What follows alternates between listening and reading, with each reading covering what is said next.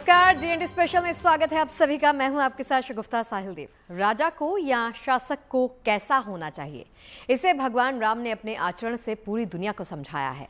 अगर किसी राज्य की शासकीय सुविधाएं समाज के अंतिम व्यक्ति तक नहीं पहुंचती तो उसे राम राज्य नहीं माना जाएगा। राम राज्य का मतलब यही है कि राजा समदर्शी हो।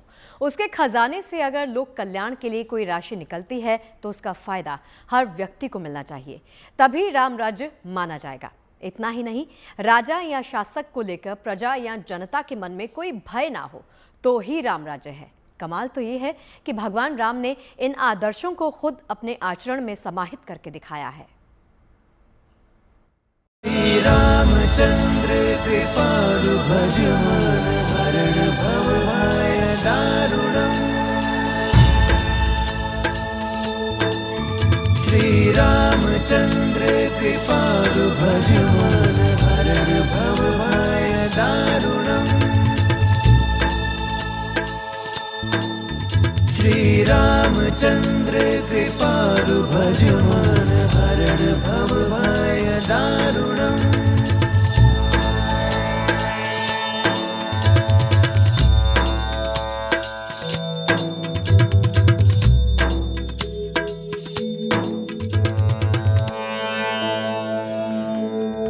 जगत नियंता मर्यादा पुरुषोत्तम भगवान राम की पूरी अयोध्या 500 साल बाद एक बार फिर अपनी पूर्णता में प्रकाशित हो चुकी है।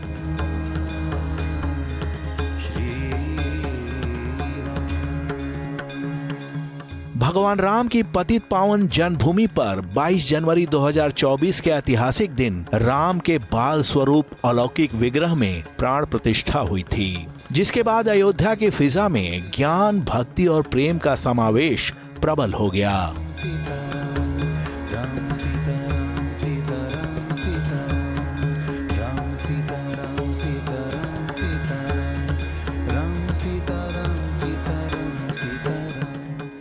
बालक राम की विग्रह प्राण प्रतिष्ठा के करीब 1 साल और 5 महीने बाद उसी दिव्य अलौकिक मंदिर के प्रथम तल पर राम दरबार की विधिवत वैदिक मंत्रोच्चार के साथ प्राण प्रतिष्ठा हुई। एवं ग्रह गुण गण विशेषण विशिष्टायाम शुभ पुण्य तिथौ गोत्राः।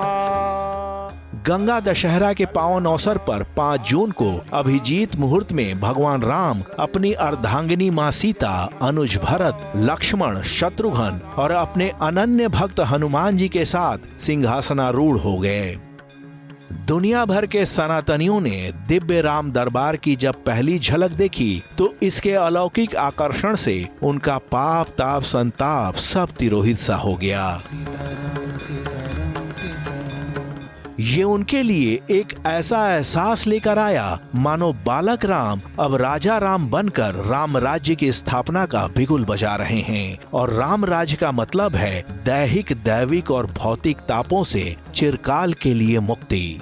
राम सीता राम सीता राम सीता राम सीता राम सीता राम सीता राम सीता राम सीता राम। राम राज्य की परिकल्पना हजारों साल पुरानी है, लेकिन इंफॉर्मेशन सुपर हाईवे के इस आधुनिक दौर में भी इसकी प्रासंगिकता अगर बनी हुई है तो इसके पीछे वजहें हैं। राजकाज में अगर राम राज्य की अवधारणा को आंशिक तौर पर भी अपनाया जाए तो समाज के सारे मतभेद अपने आप दूर हो जाएंगे, क्योंकि राम राज्य में बहुजन हिताय बहुजन सुखाय की अवधारणा की जगह सर्वे भवन्तु सुखिनः का सिद्धांत स्थापित है। यानी राम राज में राजा का धर्म ज्यादा से ज्यादा लोगों को सुखी रखना नहीं, बल्कि निचले तबके तक के हर एक व्यक्ति के सुख दुख का ख्याल रखना है। राम ने अपने आचरण से सर्वे भवन्तु सुखिनः की अवधारणा को जमीन पर उतारकर राजाओं और शासकों के सामने स्वयं ये आदर्श प्रस्तुत किया है।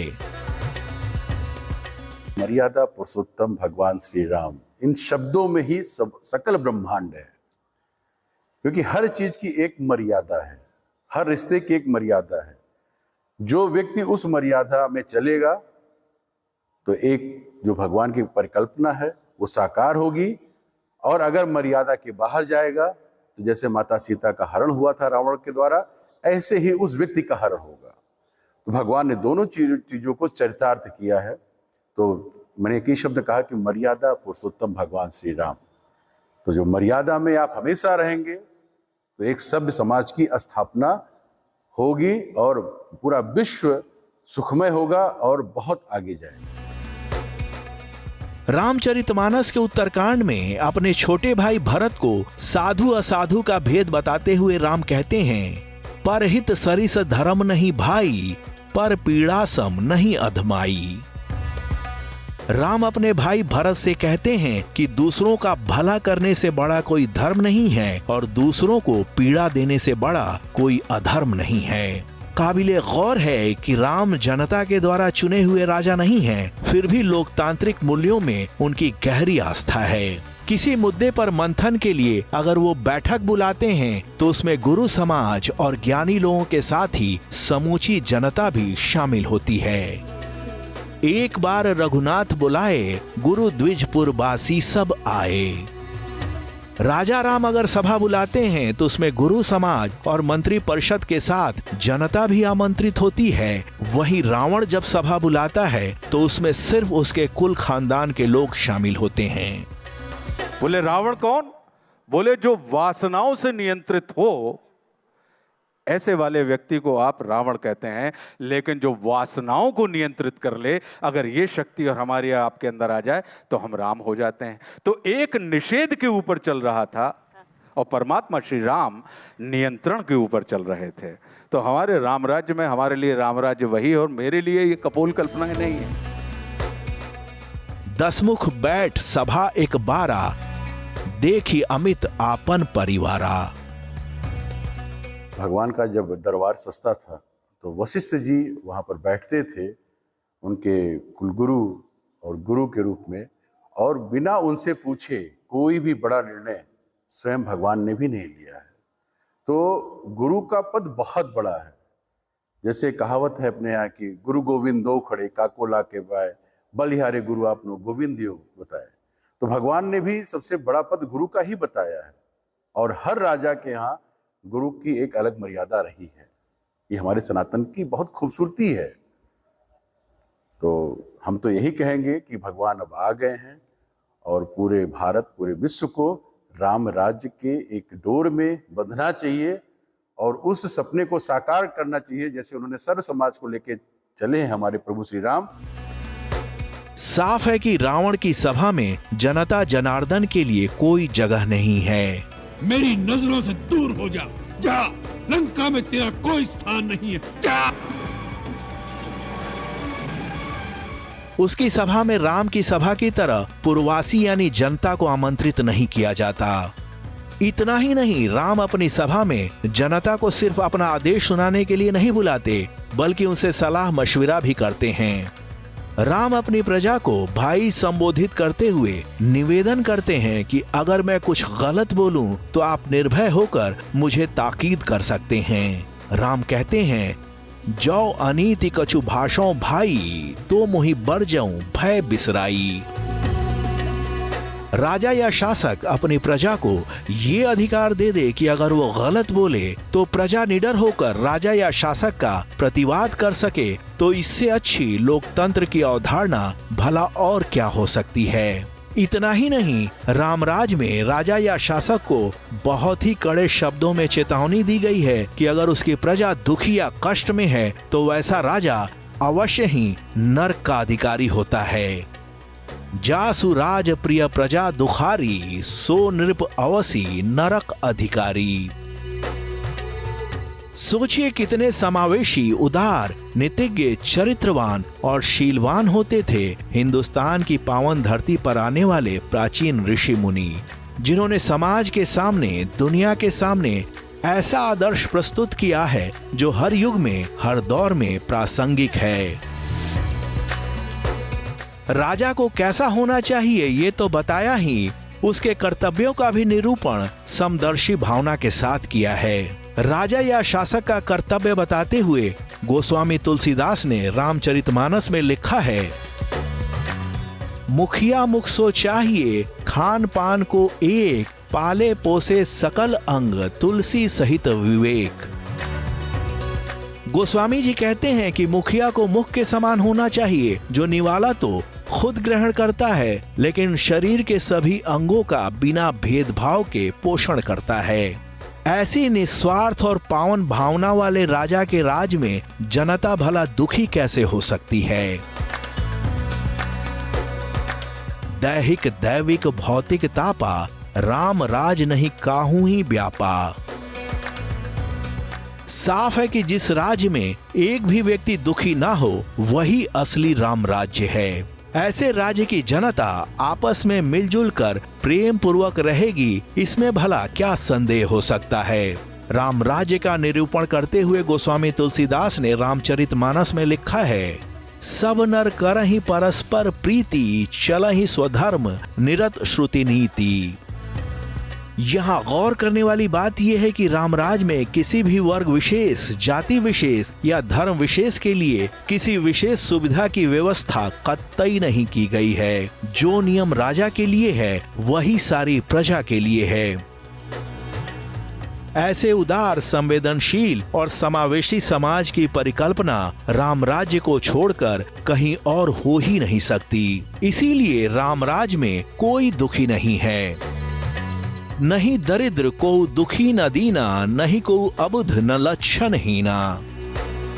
उन्होंने कभी भी जाति वर्ग में किसी को बांटा नहीं, भगवान ने कभी नहीं। उनके लिए सर्व समाज एक था, क्योंकि उन्हीं से सबकी उत्पत्ति हुई है। जब उत्पत्ति ही उन्हीं से हुई है, जाति तो आम जन ने आके बांटी, इधर बांटी। पहले जाति का कोई भाव ही नहीं था। कर्म के आधार पर सबकी जातियां थी, जिसका जैसा कर्म होता था वैसी जाति थी। भगवान ने कभी कोई जाति नहीं बांटी, क्योंकि पूरी की पूरी सृष्टि उन्हीं से उत्पत्ति हुई है और उन्हीं में समा जाएगी।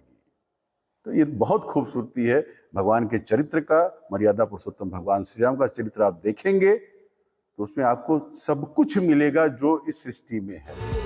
जिस तरह राम के सामाजिक जीवन में भेदभाव की कोई गुंजाइश नहीं है, उसी तरह रामराज में भी अद्भुत समरसता है। कहने की जरूरत नहीं कि छोटे से लेकर बड़ा शासक तक अगर राजा राम के आदर्शों को थोड़ा भी अपना ले तो समूची वसुधा अयोध्या हो जाएगी।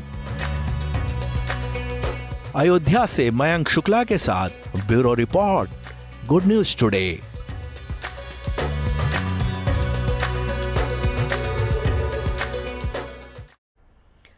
भगवान राम का राजकीय आदर्श जितना लाजवाब है, उतना ही उनका सामाजिक आचरण भी। राम की दृष्टि में जात पात या धर्म संप्रदाय को लेकर कोई भेदभाव ही नहीं है।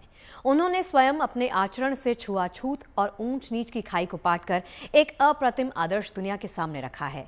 इतना ही नहीं, राम के मन में इंसान ही नहीं, हर जीव जंतु के प्रति बेहिसाब संवेदना का भाव है। आइए आपको गहराई से बताते हैं कि किन किन प्रसंगों में भगवान राम ने उच्चतम सामाजिक प्रतिमान स्थापित किए हैं। भगवान राम की प्रतिष्ठा और पहचान यूं तो विष्णु के 7वें अवतार के रूप में है, लेकिन ये राम की आंशिक या कहें स्थूल पहचान है। राम सनातन संस्कृति की सामाजिक, राजकीय और आध्यात्मिक चेतना की आत्मा है। स्थूल नजरिए से भी देखेंगे तो राम के बिना हिंदुस्तान का कलेवर और स्वरूप अधूरा दिखेगा, लेकिन अगर गूढ़ आध्यात्मिक दृष्टि से समझने की कोशिश करेंगे तो वही राम आपको अखिल ब्रह्मांड के संचालक और नियंता के रूप में दिखने लगेंगे। हालांकि राम के अनादि, अनंत, अखंड और विराट स्वरूप को पूर्णता में समझ पाना कतई आसान नहीं है, क्योंकि रामायण की कालजयी कथा में महर्षि वशिष्ठ भगवान राम के कुलगुरु हैं और राम श्रद्धा से बार बार उनके पांव पखारते हैं, दंडवत प्रणाम करते हैं। लेकिन वही महर्षि वशिष्ठ राम के अचिंत्य स्वरूप को समझने में खुद को असहाय पाते हैं। गोस्वामी तुलसीदास के अनुपम ग्रंथ रामचरितमानस में इसका प्रमाण मौजूद है। उत्तरकांड के एक प्रसंग में कुलगुरु वशिष्ठ राम के पास जाकर क्या कहते हैं, उसे आप जरा गौर से सुनिएगा। राम सुनहु मुनि कह कर जोरी, कृपा सिंधु बिनती कछु मोरी। देखी देखी आचरण तुम्हारा, होत मोह मम हृदय अपारा।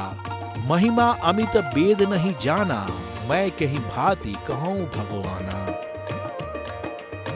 इसका मतलब ये हुआ कि महर्षि वशिष्ठ दोनों हाथ जोड़कर राम से विनती करते हुए कहते हैं कि हे राम, आपकी सांसारिक लीला को देखकर मेरा हृदय माया मोह से भ्रमित हो रहा है। आपकी अपार महिमा तो वेद पुराण भी नहीं बता पाए, मैं किस तरह से उसका बखान कर पाऊंगा। इस प्रसंग का मर्म यह है कि अयोध्या में 5 जून को जिस राम दरबार की विधिवत प्राण प्रतिष्ठा हुई है, वो राम हमारे प्राचीन मनीषियों के मुताबिक किसी धर्म या संप्रदाय के भगवान नहीं, बल्कि सकल ब्रह्मांड के सर्जक, पालक और संहारक हैं। हर जीव की चेतना हैं। लेकिन उन्हीं राम ने करुणा के कारण त्रेता में अवतार लेकर जीवन का एक ऐसा आदर्श प्रस्तुत किया जो आज भी पूरी तरह प्रासंगिक बना हुआ है। भगवान राम, मर्यादा पुरुषोत्तम भगवान श्री राम का जो चरित्र है, जो अपने जो समाज और विश्व के लिए उन्होंने किया है, वो किसी से छुपा नहीं है। भगवान ने एक पिता का, एक पुत्र का, एक पति का, एक मित्र का, सबका जो चरित्र था बहुत अच्छे से निभाया और समाज को एक नई दिशा दिया कि इस तरीके से राम राज्य की परिकल्पना साकार हो सकती है। राम राज्य की परिकल्पना को समझने के बाद राम के सामाजिक आदर्शों को समझने की कोशिश करते हैं। राम ने जंगल में जाकर आदिवासी भीलनी शबरी के जूठे बेर खाए, ये तो पूरी दुनिया जानती है। लेकिन एक वृद्ध जर्जर और उस जमाने के लिए कहे तो अछूत महिला को राम भामिनी कहकर संबोधित करते हैं। ये वही शब्द है जिसका इस्तेमाल राजा दशरथ ने कैकई के लिए किया था। दरअसल भामिनी का अर्थ होता है सुंदर स्त्री। राम कहते हैं, कह रघुपति सुनु भामिनी बाता, मानऊ एक भगति कर नाता। जो लोग सनातन के ग्रंथों में जात पात, ऊंच नीच और भेदभाव का तत्व तलाशते हैं, उन्हें राम और वनवासिनी शबरी के प्रसंग को गौर से पढ़ना और सुनना चाहिए। उनका सारा भ्रम दूर हो जाएगा। जात पात और कुल को लेकर भगवान राम शबरी से कहते हैं, जाति पाति कुल धर्म बड़ाई, धन बल परिजन गुण चतुराई, भगतिहीन नर सोहहि कैसा, बिनु जल बारिद देखिए जैसा।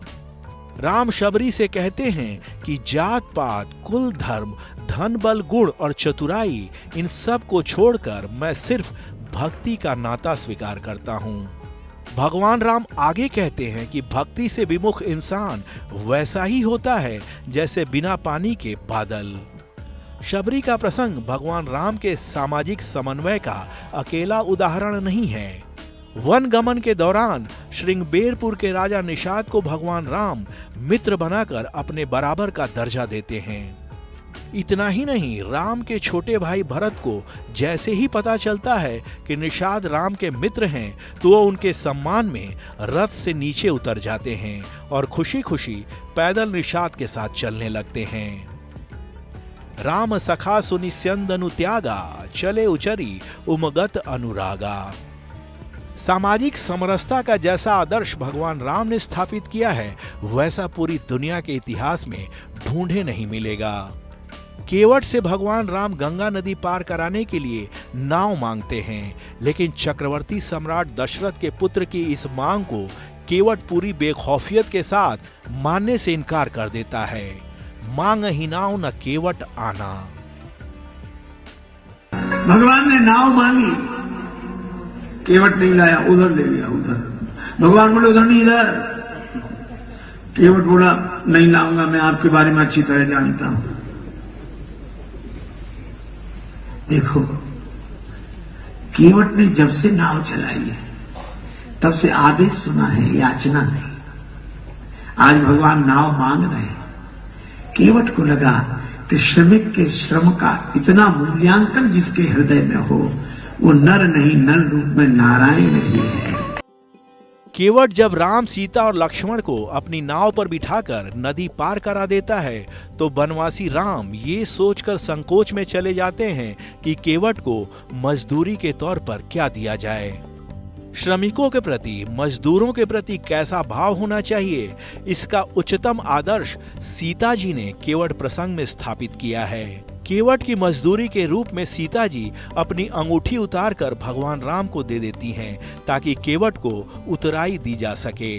अपनी पत्नी की सुदारता पर प्रसन्न होकर भगवान राम अंगूठी केवट को देने की कोशिश करते हैं। पिय हिय की सिय जान निहारी, मनि मुदरी मन मुदित उतारी, कहे कृपाल ले ही उतराई, केवट चरण गहे अकुलाई। भीलनी शबरी, श्रृंगबेरपुर के राजा निषाद और गंगा में नाव चलाकर परिवार पालने वाले केवट के प्रति राम का उदार व्यवहार भेदभाव में फंसे लोगों की आंखें खोलने वाला है। अरे राम तो एक नारी के सम्मान की रक्षा में रावण से लड़ते हुए प्राणों की आहुति देने वाले गिद्ध जटायु को भी अपने पिता का दर्जा देकर स्वयं उनका अंतिम संस्कार करते हैं और उसे अपना परम धाम प्रदान करते हैं। अबिरल भगति मांगी बर, गीध गयउ हरिधाम, तेही की क्रिया जथोचित, निज कर कीन्ही राम। हरि रूप प्राप्त हुआ, विमान में बैठकर हरिधाम गए जटायु जी और भगवान अंतिम संस्कार करते हैं जटायु जी के शरीर का। पितु की अंत क्रिया करिवे कहाँ बड़ो पुत्र अधिकारी, सो पितु क्रिया भरत कहाँ सौंपी, प्रभु खग क्रिया समाज। साफ है कि भगवान राम ने जिस तरह का मानवीय आदर्श प्रस्तुत किया है वो समाज में व्याप्त नफरत, बैर, दुराग्रह को खत्म करने वाला है, बशर्ते हम उन्हें सही अर्थों में समझ सकें। अयोध्या से मयंक शुक्ला के साथ bureau report, good news today. और चलिए GNT स्पेशल की आज की हमारी इस खास पेशकश में फिलहाल के लिए इतना ही। देश और दुनिया की तमाम अच्छी खबरों के लिए आप बने रहिए गुड न्यूज टुडे के साथ। नमस्कार।